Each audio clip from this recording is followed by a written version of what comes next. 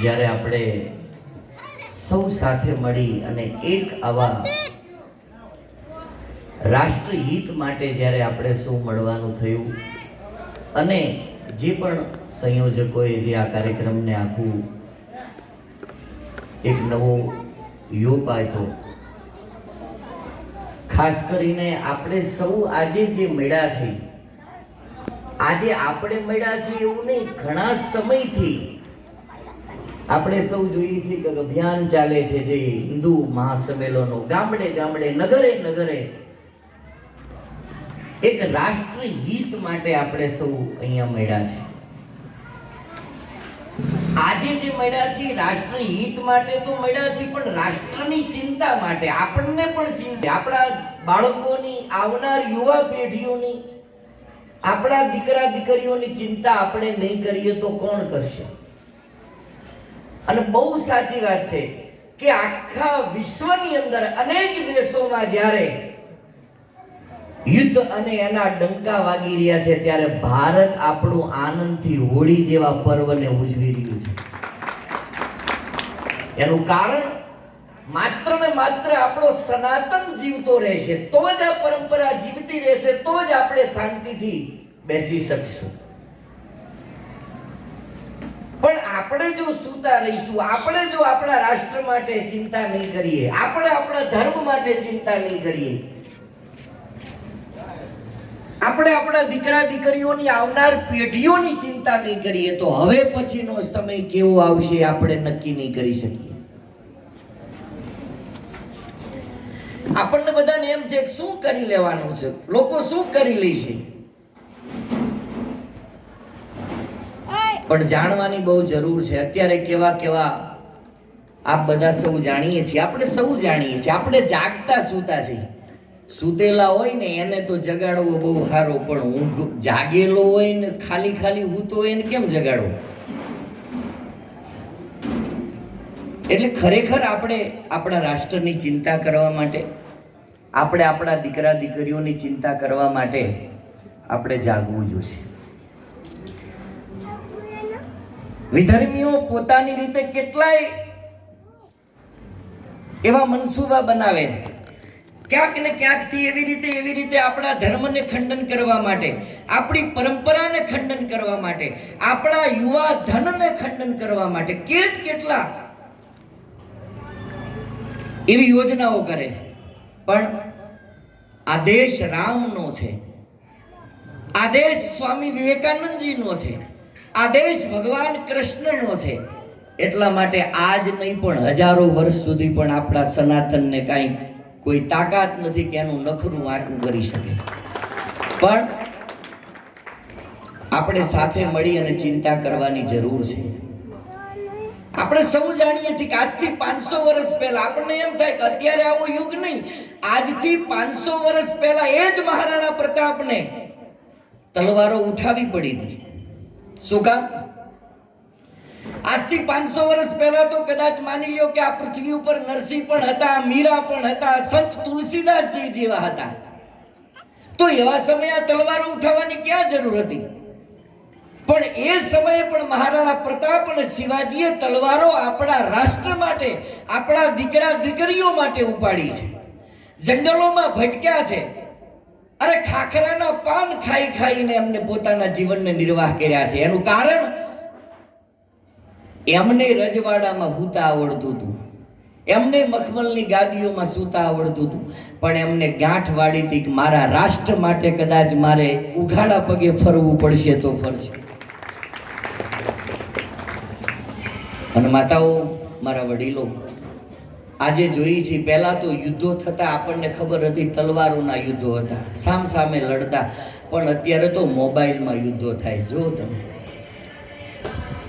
કેવી રીતે આપણા દીકરા દીકરીઓને ફસાવવામાં આવે છે.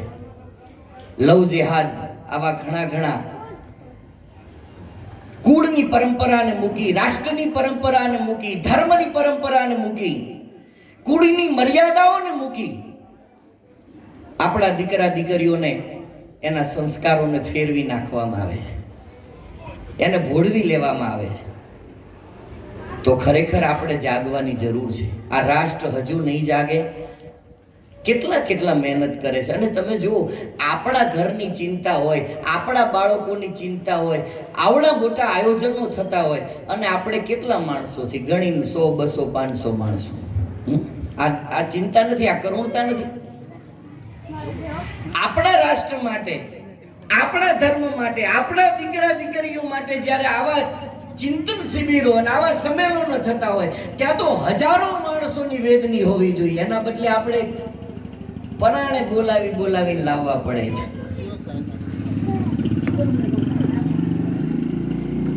આવડા મોટા વિસ્તારમાંથી આપણે જો આપણા ધર્મ માટે, આપણા સનાતન માટે, આપણા દીકરા દીકરીઓ, આપણા દેશ માટે, રાષ્ટ્ર માટે આપણે નહીં જાગી શકીએ, આપણે આપણા ઘરમાંથી બહાર નહીં નીકળી શકીએ ને, તો એક દિવસ ઘરમાંથી મારીને બહાર કાઢશે. એના માટે આ ચિંતન શિબિરો છે, એના માટે આ રાષ્ટ્ર જાગે છે, એના માટે આજના યુવાનને જાગવાની જરૂર છે. આપણો આ દેશ શિવાજીનો છે, મહારાણા પ્રતાપનો છે, માં ઝાંસીનો આ દેશ છે. એટલા માટે ખરેખર આપણે આ રાષ્ટ્ર માટે જાગીએ, ધર્મ માટે જાગીએ, સનાતનને મજબૂત બનાવીએ, અને જ્યાં જ્યાં સનાતનના કામ થતા હોય, જ્યાં જ્યાં ભગવો લહેરાતો હોય, ત્યાં આપણે સદાની માટે જઈને ઉભા રહીએ. કારણ કે રાષ્ટ્ર જીવતું રહેશે, ધર્મ જીવતો રહેશે, ભગવો જીવતો રહેશે ને, તો જ આપણો ધર્મ બચશે, તો જ આપણા દીકરા દીકરીઓ, આપણો પરિવાર શાંતિથી જીવી શકશે. અને એટલા માટે આપણે બહુ બધા સાથે મળી અને આવા જ્યારે કાર્યમાં નીકળ્યા છીએ. બહુ હવે ઘણી જગ્યાએ જાગૃતિ આવી છે ને આવી જ જોઈએ, પણ છતાંય હજુ જ્યાં જ્યાં ત્રુટીઓ રહી જાય છે, જ્યાં જ્યાં ખામીઓ રહી જાય છે, એક સાધુ તરીકે, એક સંન્યાસી તરીકે હું આપ બધાને, આજના યુવાનને, ખાસ તો યુવાધન જ કંઈક કરી શકશે, ખાસ તો યુવાધનની જરૂર છે. જ્યાં પણ તમને ધર્મ વિરુદ્ધના કામો દેખાય, જ્યાં પણ તમને ધર્મ વિરુદ્ધના કોઈ પણ લક્ષણો દેખાય, આપણે સજાગ બનીએ, આપણે જાગૃત બનીએ. બને તેટલા, ઠીક છે, જરૂરિયાત હોય એટલા મોબાઈલનો ઉપયોગ કરીએ, પણ વિશેષ એમાં જે નથી આવતું, જે આપણા હિતનું નથી, એને ડિલીટ મારી અને સારા કાર્યમાં, આવા ધર્મના કાર્યની અંદર આપણે જોડાઈએ, સારા પુસ્તકોનું વાંચન કરીએ. પણ વિશેષ ધર્મ અને જાગૃતિ માટે આપણે જરૂર જોડાવવું એ આપણા બધાની ફરજ છે. નહીં જાગીએ તો મોડું થઈ જશે. અને આપણો આ રાષ્ટ્ર, નાની એવી વાત કરું, સૌ પ્રથમ સ્વામી વિવેકાનંદજી અમેરિકાની ધરતીમાં ગયા છે. આપણે સૌ જાણીએ છીએ, જેને વાંચેલી હશે, આ કથા બહુ જીવંત છે. એક ભારતનો સંન્યાસી પહેલી વાર જ્યારે અમેરિકામાં પગ મૂકે અને એ ધર્મ પરિષદની અંદર જ્યારે અનેક ધર્મોના પાદરીઓથી માંડી અનેક ધર્મોના વિવિધ ક્ષેત્રોમાંથી આવતા, અને અમેરિકાના શિકાગોની અંદર જે ધર્મ સાંસદ સભા ભરાય, અને ધર્મ સભાની અંદર સ્વામી વિવેકાનંદજી જે પ્રવચન આપે, અને બીજા દિવસે અમેરિકાના ન્યૂઝપેપરમાં ફ્રન્ટ પેજની અંદર આપણા સાધુઓનું જ્યારે ચિત્ર આવે, ત્યારે અમેરિકા ખળભળી ઉઠે કે આવો રાષ્ટ્રમાં આવો આ ક્યાંથી આવ્યો છે, આવા સંન્યાસી, આવો કોણ છે. અમેરિકાની યાત્રાનો પ્રવાસ કરીને જ્યારે સ્વામી વિવેકાનંદજી ભારતના ખૂબ વખાણ કર્યા, પેટ ભરીને વખાણ કર્યા, પાછા પણ ફરતા હતા ને, ત્યારે સ્વામી વિવેકાનંદજીને ત્યાંના સાયન્ટિસ્ટો મળવા માટે આવે છે. વિવેકાનંદજીને પૂછે છે કે તમે પેટ ભરીને તમે ખૂબ અમેરિકાની ધરતી ઉપર ભારતના વખાણ કર્યા, પણ અમારું અમેરિકા કેટલું આગળ છે તમને ખબર છે? તમારે જોવું છે કે હા, વિવેકાનંદજી જાય છે, એક મોટી લેબમાં લઈ જાય છે, એક બોકડો મગાવવામાં આવે છે, અંદર લેબમાં મશીનમાં ચડાવે છે, એક બાઉલની અંદર એનું માથું કપાઈ જાય છે, એના વાળ ઉતરી જાય છે, એના 4 પગ હતા એ અલગ અલગ કાપી નવશેષો હાથમાં લઈને એક બાઉલમાં લોહી આવી જાય છે. આ બધું તૈયાર કરી દીધું. એટલે વિવેકાનંદજીને કીધું કે જો અમારે આવું કંઈક કાપવું હોય તો અમારે મશીનની હાથ બાથ બગાડવાની જરૂર ન પડે, એની મેળે નીકળી જાય. એટલે વિવેકાનંદજીએ કીધું બહુ સારું, એક બોકડાને તમે આ મશીનમાં ચડાવ્યો, વાળ ઉતરી ગયા, લોહી બાઉલમાં આવી ગયું, 4 પગ એના, માથું અલગ અલગ આવી ગયું. એક કામ કરો, હવે આનાથી કંઈ આગળ ખરું શું, કે હવે આ હતો ને એવો થઈ જાય ખરો? આને હતો ને એવો કરવો હોય તો થાય ખરો? એટલે સાયન્ટિસ્ટો હસવા માંડ્યા કે આવું થાય નહીં, આવું બને નહીં. અને ત્યારે વિવેકાનંદજી આ ભારતનો સાધુ બોલે છે, જોવું છે તમારે? કે હા. અહીંયા તમારું વિજ્ઞાન આવી ગયું ને? કે હા. લઈ લ્યો એને. સ્ટીમરના મારફતે એ અવશેષો જે હતા એ ભારતમાં આવે છે. આ જીવંત કથા છે, આ દંત કથા નથી. ભારતમાં આવે અને કલકત્તાની અંદર સ્વામી રામકૃષ્ણ પરમહંસજીની સામે મૂકવામાં આવે અને પાણીની અંજલિ ભરીને સૂર્યને પ્રાર્થના કરે ને પાણી છાંટે ને ત્યાં હતો ને એવો બોકડો જીવતો થાય. ત્યારે વિવેકાનંદ કહે છે, તમારું અમેરિકા જુદા કરી શકે અને ભારત જ ભેગા કરી શકે. ભારત ભેગું કરવા માટે છે, આ જુદા કરવા માટે નહીં. આપણે એના સંતાનો છીએ, એ રાષ્ટ્રના સંતાનો છીએ, એ વિવેકાનંદ અને પરમહંસના સંતાનો છીએ. એટલા માટે આ રાષ્ટ્રની ચિંતા અને ચિંતન કરવા માટે આપણે સૌ મળ્યા છીએ. વિશેષ માતાઓ, મારા વડીલો, આવી તો ગામડે ગામડે વાતો થાય છે, પણ કંઈક કરતા હજુય રાષ્ટ્ર જાગે, હજુય ધર્મ જાગે, હજુય માતાઓ જાગે, હજુય આ દેશની દીકરા દીકરીઓ જાગે. એની માટે અમે સાધુઓ મળી અને આવા ગામડે ગામડે ફરીને આપણા રાષ્ટ્ર માટે ચિંતાઓ કરતા હોઈએ છીએ. પણ નહીં જાગીએ તો મોડું થઈ જશે. વિશેષમાં કંઈ વધારે વાત નહીં કરતા હું જયેશભાઈને કહીશ કે સમય હોય તો અમારા બ્રહ્મચારી બાપુને પણ થોડી વાર એમને પણ એમના વિચારો રજૂ કરવા દેજો. વિશેષમાં બહુ વધારે વાત નહીં કરતા આપે મને અહીંયા સુધી બોલાવ્યો. રાષ્ટ્ર નિર્માણના કાર્યમાં આટલી મોટી અંજલિ આપવાનો મને પણ અવસર મળ્યો, એ બદલ આપ બધાનો ખૂબ ખૂબ ધન્યવાદ. આદેશ. જય ગિરનાર. આભાર બાબુ. આદેશ. આદેશ. હવે હું બ્રહ્મચારી બાપુને વિનંતી કરીશ કે આપ પણ આશીર્વચનો આપશો.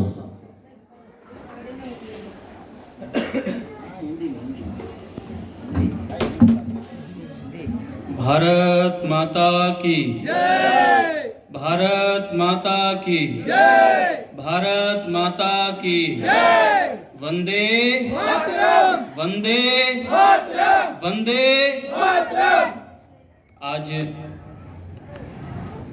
इस पावन पुनीत कार्यक्रम में जो राष्ट्रीय स्वयंसेवक संघ के 100 वर्ष पूरे होने पर देश के अलग अलग क्षेत्रों में जो विशाल हिंदू सम्मेलनों का आयोजन किया जा रहा है, अभी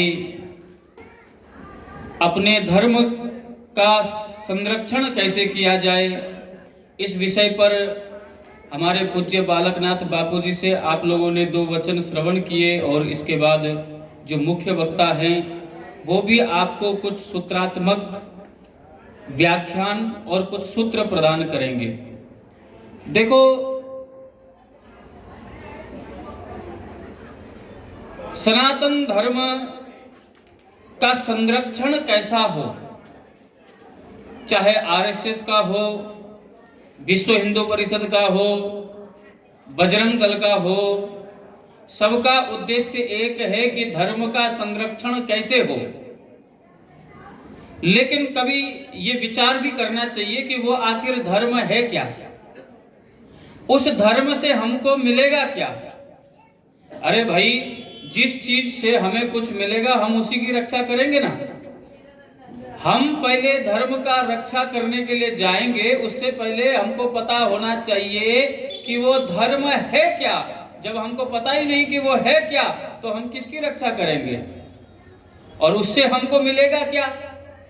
देखो, सनातन धर्म से जो सबसे बड़ी चीज व्यक्ति को मिलता है वो है शांति। अंतिम शांति ही सनातन धर्म का लक्ष्य है। मैं आपको बताता हूं कैसे। इतनी पूरी दुनिया के बीच में सनातन धर्म, हमारा वैदिक धर्म सबसे पुराना है और वैदिक धर्म के अलावा दुनिया के जितने भी बड़े बड़े धर्म हैं उनको कहा जाता है अब्राहमिक धर्म, यानी अब्राहम के से जो धर्म चालू हुआ, जिनके संतानों से 3 हैं, उन तीनों में सबसे पुराने हैं यहूदी। दूसरे नंबर पर आते हैं क्रिश्चियन, ईसाई, और सबसे नया यानी सबसे ताजा अभी पैदा हुआ यानी जो सबसे आखिरी में आया वो है इस्लाम। ये तो पूरी दुनिया में जाहिर है, सब लोगों को पता है कि अब्राहमिक 3 धर्म हैं। लेकिन आप एक चीज गौर करके देख लेना, अभी लोगों को ऐसा लग रहा होगा कि अमेरिका, इजराइल, ईरान का युद्ध चल रहा है, वहां मारामारी हो रहा है, मारकाट हो रहा है, लोग मर रहे हैं। लेकिन एक चीज पर आप लोगों ने कभी गौर नहीं किया होगा, मैं आप लोगों का ध्यान दिलाता हूं। आज 2026 है, 26 में बम गिर रहे हैं, मिसाइल गिर रही है, लोग मर रहे हैं। लेकिन 25 में भी मर रहे थे, वो चाहे कहीं भी मर रहे हो, फिलिस्तीन में मर रहे हो चाहे गाजा में मर रहे हो। 24 में भी लोग मर रहे थे, चाहे कहीं भी मर रहे हो, लेबनान में मर रहे हो चाहे अफगानिस्तान में मर रहे हो। 23 में भी लोग मर रहे थे, 22 में भी लोग मर रहे थे, 14 में भी मर रहे थे, 13 में भी मर रहे थे, 11 में भी मर रहे थे, 2004 में भी मर रहे थे, 6 में जब सद्दाम हुसैन को फांसी पर लटकाया गया तब भी इराक में हजारों लोग मर रहे थे, बगदादी जब मारा गया तब भी लोग मर रहे थे।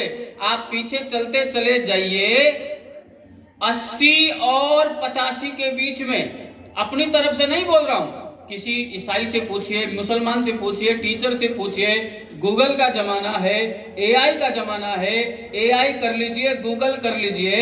जिस खामेनेई के लिए छाती पीटा जा रहा है, सन 80 से 85 के बीच में 5 लाख सुन्नी मुसलमानों को इसी खामेनेई ने मारा था। यही आज जिसके लिए मुसलमान रो रहा है, उसने 5 लाख मुसलमान मारे हैं, ये लिखा हुआ तथ्य है।